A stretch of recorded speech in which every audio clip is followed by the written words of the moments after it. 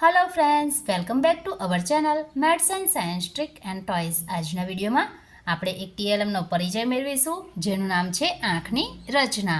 આંખના વિવિધ ભાગોની માહિતી અને તેના કાર્યોની માહિતી આપણે આ વિડીયોમાં મેળવીશું।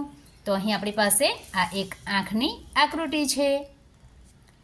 સૌપ્રથમ જોઈશું પારદર્શક પટલ। તો અહીં જે આ ભાગ છે જેને આપણે પારદર્શક પટલ કહીશું, જેનું બીજું નામ છે કોર્નિયા। માનવ આંખની સૌથી બહારના કાચ જેવા પારદર્શક પડને પારદર્શક પટલ કહેવાય છે। પારદર્શક એટલે કે એ કાચ જેવો ભાગ છે જેને આરપાર જોઈ શકાય છે। તો આ પારદર્શક પટલ છે જેનું કાર્ય વસ્તુ પરથી પરાવર્તિત થઈને આવતા પ્રકાશને એ પસાર કરે છે।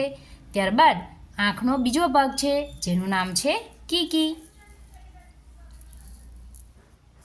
આંખમાં પારદર્શક પટલની પાછળની બાજુએ આઇરિસમાં આવેલ છિદ્રને કીકી કહેવાય છે, જેનું કાર્ય કીકીની ફરતે આવેલ પેશીઓ કીકીને આંખ પર પડતા પ્રકાશ મુજબ નાની મોટી કરે છે। કીકીના કદને નિયંત્રણ રાખવાનું કામ આઇરિસ કરે છે।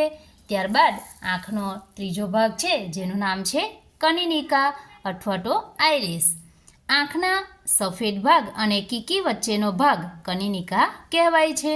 તે વિવિધ રંગોની બનેલી હોય છે, જે ઘેરા રંગના સ્નાયુઓનું બંધારણ છે। કાર્ય તે યોગ્ય પ્રમાણમાં નાની મોટી થઈ આંખમાં પ્રવેશતા પ્રકાશનું નિયંત્રણ કરે છે। ત્યારબાદ છે નેત્રમણી। તો અહીં જે આ ઓરેન્જ કલરનો ભાગ છે જેને આપણે નેત્રમણી કહીએ છીએ। કીકીની પાછળ નરમ પદાર્થની બહિગોળ લેન્સ જેવી રચના હોય છે જેને નેત્રમણી કહેવાય છે, જેનું કાર્ય પ્રકાશના કિરણોનું વક્રીભવન થઈ જે વસ્તુ પરથી પ્રકાશના કિરણો આવતા હોય તે વસ્તુનું સ્પષ્ટ નાનું અને ઊંડું પ્રતિબિંબ નેત્રપટલ પર રચાય છે। ત્યારબાદ આવશે નેત્રપટલ। તો અહીં જે જાંબલી રંગનો ભાગ આપણે જોઈ શકીએ છીએ જેને કહીશું નેત્રપટલ। નેત્રપટલ પર પ્રકાશની સંવેદના ગ્રહણ કરતા કોષો આવે છે, જેનું કાર્ય નેત્રપટલમાં થતી દ્રષ્ટિની સંવેદના દ્રષ્ટિચેટાઓ દ્વારા મગજ સુધી પહોંચે છે। અહીં પાછળનો આ જે ભાગ છે જેને આપણે કહીશું દ્રષ્ટિચેટા। નેત્રપટલમાં પ્રકાશ સંવેદી કોષોના સમૂહ આવેલા હોય છે। કાર્ય નેત્રપટલ પર વસ્તુનું પ્રતિબિંબ ઝીલાય છે। નેત્રપટલમાં થતી દ્રષ્ટિની સંવેદના દ્રષ્ટિચેટા દ્વારા મગજ સુધી પહોંચે છે। મગજમાં આ દ્રષ્ટિની સંવેદનાનું અર્થઘટન થઈ આપણને દ્રશ્ય ચટ્ટું દેખાય છે। દ્રષ્ટિચેટા છે એમાં બે પ્રકારના કોષો આવેલા હોય છે। એક કોષો છે શંકુ કોષો અને બીજું છે સળી કોષો। શંકુ કોષો તીવ્ર પ્રકાશ પ્રત્યે સંવેદનશીલ હોય છે, જે રંગ પારખવાનું કાર્ય કરે છે।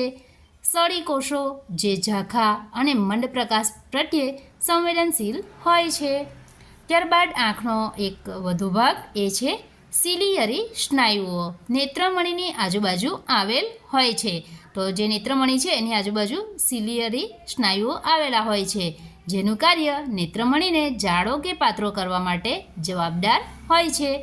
ત્યારબાદ છે અંધબિંદુ। દ્રષ્ટિચેટા અને નેત્રપટલના જોડાણ પાસે કોઈ સંવેદનાત્મક કોષ હોતા નથી, તેથી તે જગ્યા પાસે કોઈ દ્રષ્ટિ હોતી નથી, જેને આપણે અંધબિંદુ કહીએ છીએ। તો આપણું ટીએલએમ છે આંખની રચના, જેમાં આંખના તમામ ભાગો અને તેના કાર્યોની માહિતી આપણને ખૂબ જ સરળતાથી યાદ રહી શકે તે પ્રકારે એનું લખાણ કરેલું છે।